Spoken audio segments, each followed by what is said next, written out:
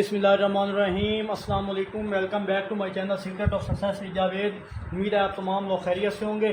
तो dear student, previous video में हम chapter 2 new book national foundation 2025 के फर्स्ट 3 टॉपिक कवर कर चुका हूँ, जिसको मैंने कंप्लीट डिटेल के साथ विद एग्जांपल आपको बताया है, जिसमें पावर रूल, कोशेंट रूल और प्रोडक्ट रूल डिटेल के साथ मैंने आपको एक्सप्लेन किया था। आज की इस वीडियो में इंशाल्लाह टॉपिक नंबर 4 हमारे पास लिमिट है, इसको कवर करूँगा। और साथ एक नेक्स्ट टॉपिक है चेन रूल। मैं कोशिश करूँगा अगर वीडियो लंबी ना हुई तो उसको भी साथ ही डिस्कस कर दूँगा। तो चलते हैं आज टॉपिक। तो उससे पहले अगर आप मेरे चैनल पर न्यू है तो प्लीज़ मेरे चैनल को लाइक, सब्सक्राइब, बेल आइकन को ज़रूर प्रेस कर लें, ताकि जैसे कोई वीडियोज़ अपलोड हो उनके नोटिफिकेशन आप तक टाइमली पहुंच सकें। तो जैसे कि आप जानते हैं कि नेशनल बुक ऑफ फाउंडेशन की जो न्यू बुक है मैथमेटिक्स की, इसके अकॉर्डिंगली रेगुलर बेसिस पर मैं आपके साथ वीडियोज़ प्रोवाइड कर रहा हूँ, जिसके लिए आपने वीडियो को कंप्लीट वॉच आउट कर लेना है। बेल आइकन को ज़रूर प्रेस किया करें, ताकि जैसे कोई वीडियोज़ अपलोड उनके नोटिफिकेशन आप तक टाइमली पहुंच सकें। तो मैं आपके लिए इतनी एफर्ट करता हूँ, ये आपकी ड्यूटी है। मेरी वीडियोस को लाइक, चैनल को ज़रूर सब्सक्राइब करें, इस वीडियो का लिंक अपने फ्रेंड के साथ भी शेयर करें। तो चलते हैं बिना किसी टाइम को ज़ाया के बगैर आज के इंपॉर्टेंट टॉपिक लिमिट की तरफ।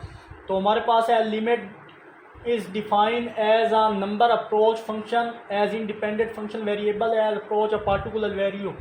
यानी हमारे पास लिमिट एक डिफाइंड नंबर पर अप्लाई होती है जो फंक्शन अप्रोच करता है इंडिपेंडेंट फंक्शंस पे। Variable approach a particular value, जैसे वो फंक्शन पे इंडिपेंडेंट पे वैल्यू अप्रोच करेगी उसकी, तो हमें कोई ख़ास वैल्यू शो करेगा, 1 2 कुछ भी वैल्यू शो करता है। जैसे लिमिट हम अप्लाई करेंगे तो लिमिट्स के कुछ रूल हैं हमारे पास। फर्स्ट ऑफ ऑल हमारे पास फर्स्ट रूल है limit x approach to c f x equal है limit x approach to c के। यानी हमारे पास एफ एक्स फंक्शन है, वो फंक्शन क्या है, वो के है। जब इस पे लिमिट अप्लाई करेंगे, के किसको बोल रहे हैं, किसी कांस्टेंट नंबर को जाहिर कर रहा है के, तो अगर उसके साथ हम लिमिट अप्लाई करेंगे, यहाँ तो आप देख रहे हैं एफ के साथ फंक्शन था एक्स, अगर के के साथ फंक्शन एक्स होता तो हम उस पर लिमिट अप्लाई कर सकते थे। जहाँ जहाँ एक्स था उसकी जगह हम एक्स अप्रोच कर रहे हैं सी को ना, तो जहाँ जहाँ एक्स था उसकी जगह हम सी लिख देते। बट यहाँ पे सिर्फ कांस्टेंट नंबर है, कांस्टेंट से मुराद 1 2 3 4 कुछ भी नंबर आ सकता है जो एक्स के बगैर हो वैल्यू, सिर्फ डिजिट में नंबर हो, वो कांस्टेंट नंबर कहलाता है। उनकी लिमिट हमारे पास उस पर लिमिट अप्लाई नहीं होगी, वो एज इट इज़ 1 है तो 1 ही आएगा, 2 है तो 2 ही आएगा, उन पर लिमिट अप्लाई नहीं होती। सेकेंड रूल है जब भी लिमिट किसी भी वेरिएबल फंक्शन पर अप्लाई हो, चाहे वो एक्स हो या वाई हो, यहाँ पे फंक्शन एक्स वाई हो उस पर लिमिट अप्लाई हो सकती है। जैसे हम जहाँ जहाँ एक्स है उसकी जगह सी अप्लाई करेंगे, ये एक्स था लिमिट, तो इस एक्स की जगह हम सी अप्लाई किया तो ये हमारे पास आंसर आ गया। थर्ड हमारे पास इसके रूल है कि जब लिमिट दो फंक्शंस पर अप्लाई हो रही हो, चाहे वो एडिशन फॉर्म में हो या सब्ट्रैक्शन। ये एडिशन के लिए मैंने प्लस भी डाला है यहाँ पे, ये प्लस था और ये माइनस, यानी दोनों फंक्शन पे अगर अप्लाई हो तो हम उसे सेपरेट कर सकते हैं प्लस माइनस के साथ। ये माइनस का साइन है, ये प्लस। फर्दर यानी इसका ये मतलब है प्लस माइनस का कि या प्लस की जगह माइनस हो सकता है या माइनस की जगह प्लस हो सकता है। तो दोनों मैंने इकट्ठे साइन लिख दिया, तो आप उसकी लिमिट सेपरेट अलग अलग पुट कर सकते हैं दोनों पे। देखें लिमिट फर्स्ट इस पे पुट की, फिर इस पे पुट की। अगर प्लस हो तो ऐसे, माइनस हो तो फिर भी इसी मेथड से होगा। और नेक्स्ट हमारे पास है product rule for limit. Limit का प्रोडक्ट रूल क्या होता है, देखिए दो चीज़ें आपस मल्टीप्लाई हो रही हैं तो उसका भी यही रूल है। जैसे एडिशन और सब्ट्रैक्शन में है कि अलग अलग लिमिट अप्लाई होगी, तो प्रोडक्ट पे भी हम अलग अलग लिमिट अप्लाई कर सकते हैं, ये जिस तरह आपके सामने है। इसी तरह थर्ड क्वेश्चन, कोई भी दो फंक्शन जब डिवाइड फॉर्म में हो, तो डिवाइड फॉर्म में हो तो अलग अलग उस पर भी लिमिट अप्लाई होगी। जैसे हमारे पास डिवाइड, इधर लिमिट एक्स अप्रोच टू सी, और यहाँ पे जगह कम थी, इधर भी लिमिट एक्स अप्रोच टू सी। अगर आपको समझ नहीं आ रहा तो यहाँ पे देखें ना, हमारे पास ये लिमिट अलग हो जाएगी इस पर, और यहाँ इस पे लिमिट अलग अप्लाई होगी जी ऑफ एक्स। ये फंक्शन जब वो 5 वाला, तो इसके साथ फंक्शन एक्स अप्रोच टू सी था, तो ऊपर नीचे अलग अलग डिवाइड फॉर्म में अप्लाई कर दिया। आई होप स्टूडेंट ये चीज़ आपको अच्छे से समझ में आई होगी। तो चलते हैं एक लिमिट की एग्जांपल करते हैं, उसमें डिटेल के साथ आपको समझाने की कोशिश करता हूँ। तो चले जी, लिमिट की एक एग्जांपल है। तो ये मैंने लिखी है, ये एग्जांपल इस बुक की नहीं है, जो पुरानी KPK की बुक थी तो वहाँ से मैंने एग्जांपल उठाई है और आपके सामने उधर क्वेश्चन है, शायद उधर से उठा के मैंने इधर आपको समझाने के लिखा है। अब इस पर लिमिट अप्लाई करें तो आप लिखें जी, taking limit x approaches to 2 on both side, दोनों तरफ x, ये लिमिट अप्लाई करनी है, इधर भी इधर भी। तो यहाँ पे लिखेंगे limit x approaches to 2 f(x) equal है जी limit x approaches to 2 4x plus 1। तो मैंने आपको अगेन बोला था कि जब भी ये x हमारे पास है, जहाँ जो x है उसकी जगह आप लिमिट पुट कर दें by apply limit. Limit apply की, जहाँ जो x है उसकी जगह आप 2 पुट करेंगे, क्योंकि x अप्रोच कर रहा है 2 को। तो 4 इंटू 2 प्लस 1, सिंप्लीफाई करो, 4 टू द 8, 8 में 1 ऐड करें तो आंसर आता है 9। ये इसकी लिमिट हो गई है, यही हमारा आंसर है। आई होप स्टूडेंट ये क्वेश्चन की एग्जांपल आपको अच्छे समझ में आई होगी। तो चलते हैं नेक्स्ट एक और एग्जांपल्स की तरफ, कि अगर हमारे पास इसी फंक्शन पे लिमिट किसके बराबर हो, लिमिट हो 3 के बराबर, तो हम यहाँ पे लिख दें f और फंक्शन यही हो हमारे पास, limit x approaches to 3 4x plus 1। तो जहाँ जो x है उसकी जगह आप क्या डालेंगे, 3 अप्लाई कर देंगे प्लस 1। फर्दर सिंप्लीफाई करें जी, 4 प्लस 3 कितना हो गया हमारे पास, यहाँ करने की ज़रूरत नहीं है, यहाँ पे डायरेक्ट अप्लाई करें लिमिट बाई अप्लाई लिमिट। इसी मेथड के ज़रिए ये भी मैं समझाने के लिए आपको बोल रहा हूँ। 3 4 का कितना होता है, 12 प्लस 1 13, इसका आंसर 13 है। आई होप ये एग्जांपल भी आपको समझ में आई होगी। तो चलते हैं हम जनाब, वो जो रूल मैंने 5 समझाए थे अभी, उसी के रिलेटेड एक दो एग्जांपल्स हैं, उनको देखते हैं। तो जनाब अगर हम ये एग्जांपल मैं एक और सेकंड समझाता हूँ, इसकी ये बुक में नहीं है, अगेन मैं बोल रहा हूँ KPK बुक है, वहाँ से मैंने क्वेश्चन और एग्जांपल उठाई हैं और यहाँ आपको समझा रहा हूँ, जस्ट टॉपिक समझा रहा हूँ कंसेप्ट देने के लिए कि लिमिट क्या है, प्रोडक्ट रूल, पावर रूल, ये सारी चीज़ें आपको समझाई हैं। बट यहाँ मैं जस्ट टॉपिक समझा रहा हूँ। इंशाल्लाह ईद के बाद मैं प्रॉपर 2 चैप्टर को या चैप्टर 1 को स्टार्ट करवाऊँगा और डिटेल के साथ एग्जाम्पल्स और जितने इंपॉर्टेंट एक्सरसाइजें हैं, क्वेश्चन हैं, सारे करवाऊँगा। तो ये जस्ट टॉपिक मैं समझा रहा हूँ ताकि आपको थोड़ी बहुत प्रैक्टिस हो जाए इनकी। तो देखें अगर क्वेश्चन को गौर से, तो ये मैंने रूल जो 3 बताया था कि limit x approach to c f(x) plus या माइनस दोनों फंक्शन हो सकते हैं, यहाँ प्लस की साइन हो सकता है माइनस। तो आप क्या कर सकते हैं कि दोनों की लिमिट क्या कर सकते हैं, अलग अलग कर सकते थे, f(x) प्लस g(x), यानी दोनों पे लिमिट अलग अलग कर सकते हैं। अब इसी तरह ये दो फंक्शन है, दरमियान में प्लस है, तो हम क्या करेंगे, इन दोनों की लिमिट भी सेपरेट कर देंगे। लिमिट जब सेपरेट होगी तो हमारे पास कुछ इस तरह से क्वेश्चन की नोयत चेंज हो जाएगी। यहाँ पे 3 डिवाइड बाई एक्स प्लस इस पे लिमिट अलग अप्लाई होगी 1/x माइनस 5। फर्दर क्या करेंगे, हम डायरेक्ट लिमिट अप्लाई कर देंगे बाई अप्लाई लिमिट। जब लिमिट अप्लाई की, जहाँ जहाँ एक्स है उसकी जगह हम 4 पुट कर देंगे। जब भी लिमिट अप्लाई करनी है, जहाँ एक्स होगा उसकी जगह हम 4 पुट कर देंगे, 3/4 प्लस इधर लिमिट अप्लाई की, ये 4 है, तो हमारे पास 4 माइनस 5। फर्दर सोल्व करें, 3/4 प्लस 1/3। तो अगर इसका आप सेपरेट से एलसीएम लें तो वो 12 भी आएगा, लेके देख लें बेशक। तो इसके साथ सिंप्लीफाई करने के बाद हमारे पास देखें 12 है, यहाँ पे अगर मैं 12 मल्टीप्लाई कराऊँ 4 3 दा 12, 3 से मल्टीप्लाई होगा तो 9 आ जाएगा। इसके साथ करूँगा तो 4 इससे मल्टीप्लाई, तो 4 1 से मल्टीप्लाई होगा 4। तो हमारे पास इसकी जो लिमिट का आंसर है वो 13/12 आ जाएगा। आई होप स्टूडेंट ये एग्जांपल आपको अच्छे से समझ में आई होगी। इसी तरह की एक और एग्जांपल है उसको भी देख लेते हैं। तो बल्कि ये एग्जांपल मैं लिख लेता हूँ, बस फ़र्क यहाँ पे क्या कर देते हैं, पहले प्लस हो रहा था लेकिन अब इधर हम माइनस कर देते हैं। जब माइनस होगा तो क्या करेंगे, माइनस पे वही रूल है, limit x approaches to 4 3/x, सिर्फ साइन माइनस का आ जाएगा, और यहाँ भी limit x approaches to 1/x minus 5। Further apply करेंगे लिमिट बाई अप्लाई लिमिट, तो जैसे लिमिट अप्लाई की 3/4 माइनस 1/4, ये था 4 माइनस 5, तो हमारे पास ओनली 1 ही बचेगा। जब इसका एलसीएम लेंगे तो 1 इससे मल्टीप्लाई होगा, 4 इससे होगा, 3 माइनस 4 डिवाइडेड बाई 1 एलसीएम ले रहे हैं। सिंप्लीफाई करने के बाद हमारे पास है जनाब -1/1, तो 1 से मल्टीप्लाई कटेगा, हमारे पास आंसर -1, ये इसका आंसर है। आई होप ये क्वेश्चन भी आपको अच्छे समझ में आया होगा। चलते हैं नेक्स्ट। तो लिमिट के कंसेप्ट को मैं दोबारा अगेन से आप समझा देता हूँ, ये मैं बताना भूल गया था स्टार्ट में। तो जिस तरह हमने ये वैल्यू पुट की थी प्रीवियस एक एग्जांपल में कि 4x + 1, और यहाँ पे मैं लिमिट किस पे अप्लाई की थी, x अप्रोच टू 2f(x). अब देखें x अप्रोच टू 2, हमारे पास दो कंडीशन बनती हैं।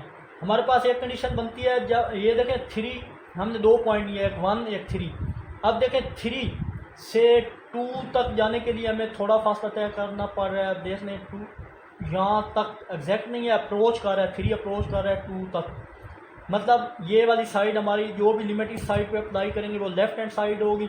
अब 1 से जो 2 की तरफ हम जा रहे हैं, तो ये इस डायरेक्शन में जा रहे हैं, तो ये लेफ्ट हैंड लिमिट होगी, यहाँ पे राइट हैंड लिमिट कहलाएगी।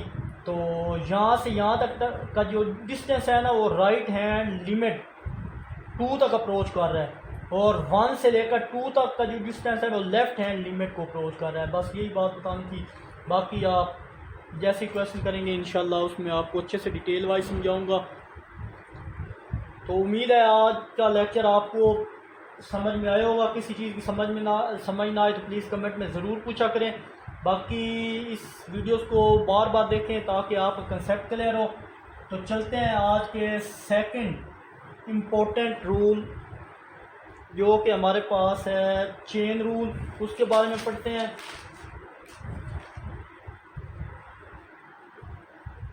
ये भी 2.5 में स्टार्ट है, शायद ये 2.6 या 5 में आएगा अभी, ये जब हम एक्सरसाइज करेंगे।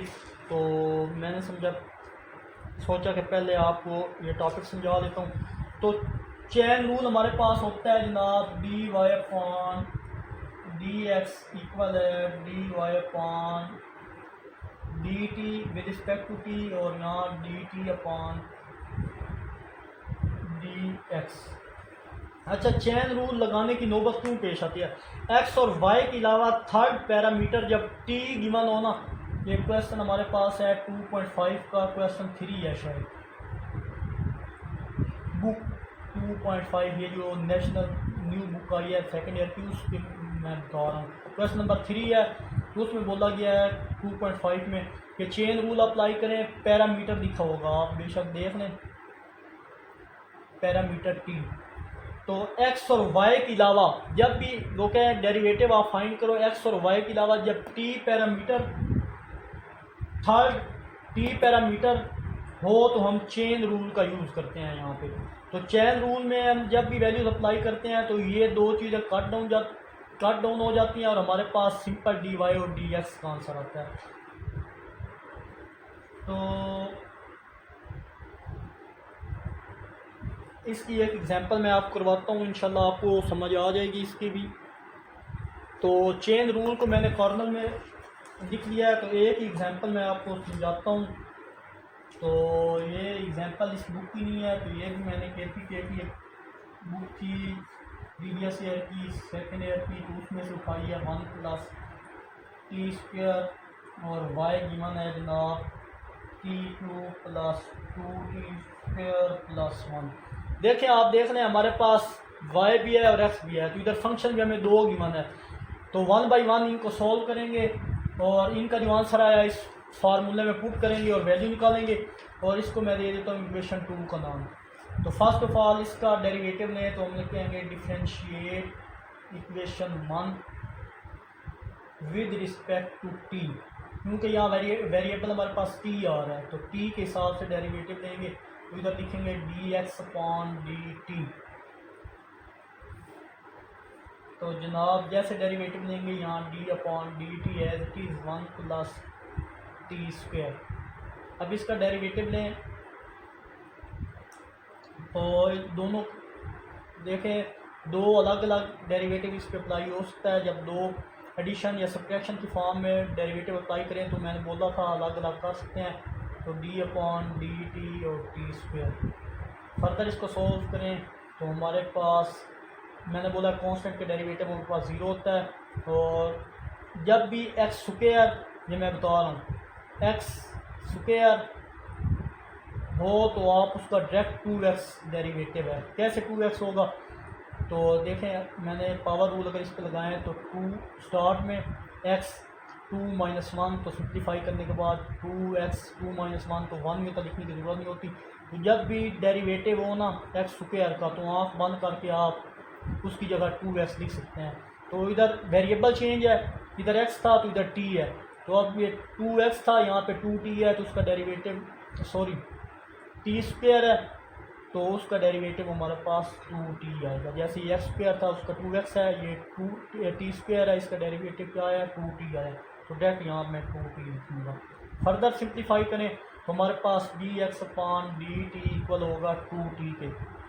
तो अगर आप फार्मूले को गौर से देखें तो हमें फार्मूले में ये फॉर्म चाहिए t dt ओवर dx। तो इधर हमारे पास dx ओवर dt है। तो हम क्या करेंगे, जहाँ कुछ नहीं होता उसके नीचे क्या होगा 1 होगा। फर्दर सिंप्लीफाई करें तो इसका रेसिप्रोकल लेंगे, यहाँ आप लिखें बाई रेसिप्रोकल।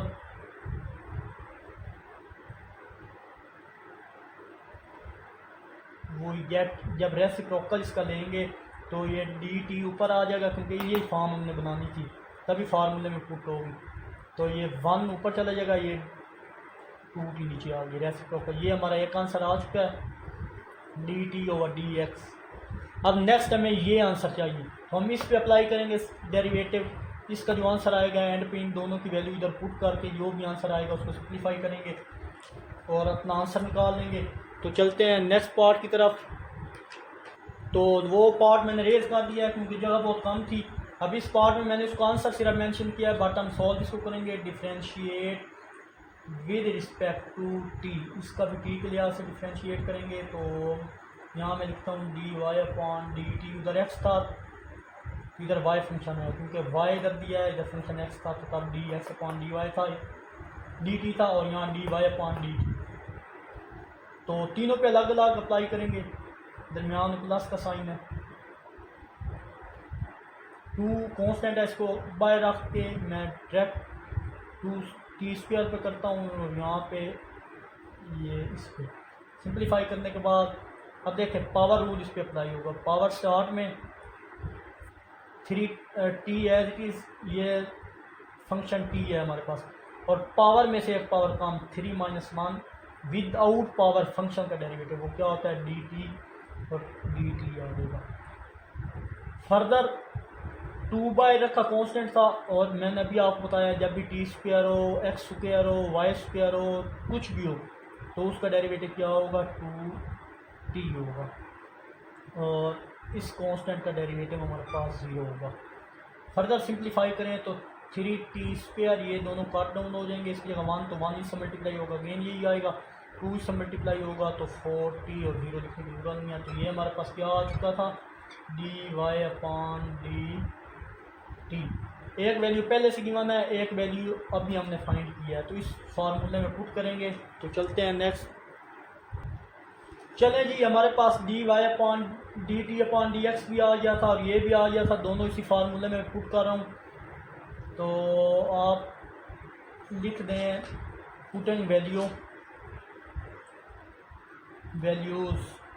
वी गेट, इन तमाम की वैल्यू आप पुट करें। पुट करने के बाद इसको चेक करते हैं। जब वैल्यू पुट की तो ये d y upon d x तो एज इट इज़ आ जाएगा ये वाला। नेक्स्ट अब ये d y upon d t की वैल्यू ये थी आपके सामने, तो 3t square plus 4t multiply का साइन था, d t upon d x की वैल्यू हमारे पास है 1 डिवाइडेड बाई 2t। फर्दर इसको सिंप्लीफाई करेंगे, d y upon d x की वैल्यू आ जाएगी, ये सारी वैल्यू 1 से मल्टीप्लाई होगी, तो 3t square plus 4t divided by 2t। यही हमारा आंसर है। आई होप स्टूडेंट ये एग्जांपल आपको अच्छे समझ में आई होगी। तो चलते हैं एक और एग्जांपल की तरफ। तो एक और फंक्शन है, इस पर हम लिमिट अप्लाई करते हैं। कोशिश करता हूँ कि मैं दोनों पार्ट एक जगह पे ही हो जाएं। तो हम फर्स्ट की पुट करेंगे डिफरेंशिएट इक्वेशन 1, ये 1 है, ये 2 है, विद रिस्पेक्ट टू x। तो d x upon d t आ जाएगा जनाब डी अपॉन डी टी और 1 माइनस 3t²। फर्दर सिंप्लीफाई करेंगे जनाब तो हमारे पास दोनों पे सेपरेट अप्लाई करेंगे limit 1 minus D upon d T 3t²। Further simplify करें 1 का तो 0 आ जाएगी और 2 जब इससे मल्टीप्लाई होगा, चलें ये मैं समझा देता हूँ, पावर रूल इस पर अप्लाई होगा तो हमारे पास 2 स्टार ये 3 पहले था, 2 स्टार्ट में आ जाएगा और t में से एक वैल्यू कम करें, पावर में से 2 माइनस 1 विदाउट पावर क्या था d t upon d T. ये चीज़ फर्दर सिंप्लीफाई करेंगे तो d x upon d T, ये 0 लिखने की ज़रूरत नहीं है, 3 ओवर कितना होता है, फिर माइनस बाहर रहेगा, 3 ओवर 6t और ये कट तो हम लोग इसका माइनस 60 आ गया। बट हमें ये फॉर्म चाहिए, उसका रेसिप्रोकल लेंगे, जिधर कुछ नहीं होता उधर 1 होता है, तो यहाँ पे लिखेंगे बाई रेसिप्रोकल। जब रेसिप्रोकल लेंगे तो हमारे पास यही फॉर्म आ जाएगी d t over d x which is equal to minus 1 over 60। ये एक आंसर आ चुका है हमारे पास। तो दूसरा आंसर लाने की कोशिश करते हैं।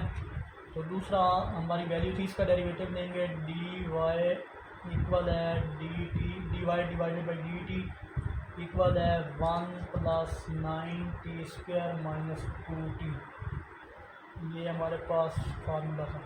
तो यहाँ पे बेशक लिखना है differentiate with respect to t के लिहाज से डेरिवेटिव ले रहे हैं, तो इस पर अलग अलग वन का लिखने की ज़रूरत नहीं है, वो तो आ जाएगा जी, डायरेक्ट मैं करूँ तो वो 0 आ जाएगा।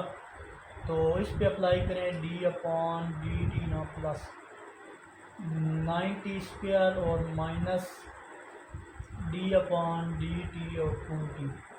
जब इन पे अप्लाई किया तो ये 0 प्लस, अब इस पे पावर रूल लगेगा, 9 पहले है, 2 स्टार्ट में आ जाएगा और फंक्शन में से एक फंक्शन कम करना है पावर। तो पावर क्या थी, पावर में से एक पावर कम की 2 माइनस 1 विदाउट पावर, वो टी थी d t upon d t आ गया माइनस 2t। टी का 1 होता है, 1 जब इससे मल्टीप्लाई होगा तो डायरेक्ट आंसर 2 ही आ जाएगा। फर्दर सिंप्लीफाई करें तो हमारे पास d y upon d t आ जाएगा, 2 को इससे मल्टीप्लाई करें 18t, ये काट जाएगा माइनस 2 इसका आंसर है। आई होप ये चीज़ भी आपको समझ में आ गई। अब हमारे पास दोनों वैल्यू आ चुकी हैं, d y upon d t की और d t upon d x की। इसमें वैल्यू पुट करेंगे, सिंप्लीफाई करेंगे और आंसर निकाल लेंगे। चलते हैं नेक्स्ट। तो जनाब ये हमारे पास दोनों के आंसर थे। अब बाई यूजिंग चेन रूल को अप्लाई करें। चेन रूल क्या होता है, ये ज़माने से आपको याद रखना होगा, d y upon d x which is equal to d y upon d t multiply d t upon d x. अब दोनों की वैल्यू यहाँ पे पुट करें तो ये पहली वैल्यू थी 18t माइनस 2 मल्टीप्लाइज 1 ओवर 60। तो अब ये सिंप्लीफाई होते हैं तो करके देख लें, माइनस 2 ये सारी 1 से मल्टीप्लाई होगी डिवाइडेड बाई 60, 6 3 का 18 बनता है। तो सिंप्लीफाई करने के बाद हमारे पास जो d y upon d x की वैल्यू आएगी वो आएगी जनाब 3t minus 2 divided by T. यही हमारा आंसर है। आई होप स्टूडेंट ये एग्जांपल भी आपको अच्छे से समझ में आई होगी। तो आखिर में एक छोटा सा मैसेज देखने और सुनने वालों की नज़र, एक बहुत गंदी रिवायत है हमारे यहाँ, ये भी पाई जाती है कि अगर कोई इंसान बुरे अमाल को छोड़कर नेक कामों में आगे बढ़ना चाहता है तो हम लोग इसका माजी उठाकर उसके मुंह पर दे मारते हैं। मिलते हैं इंशाल्लाह नेक्स्ट वीडियो में। अपना बहुत सारा ख्याल रखिएगा, तब तक के लिए अल्लाह हाफिज़।